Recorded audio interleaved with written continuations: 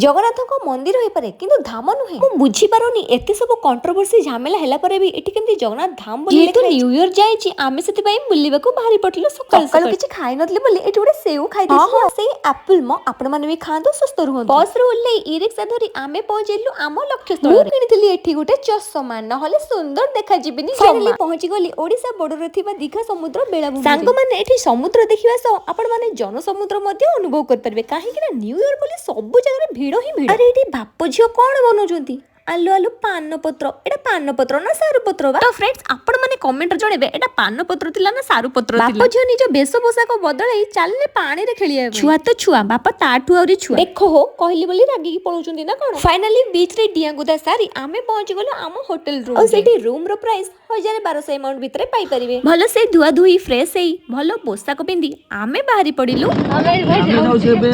जगन्नाथ मंदिर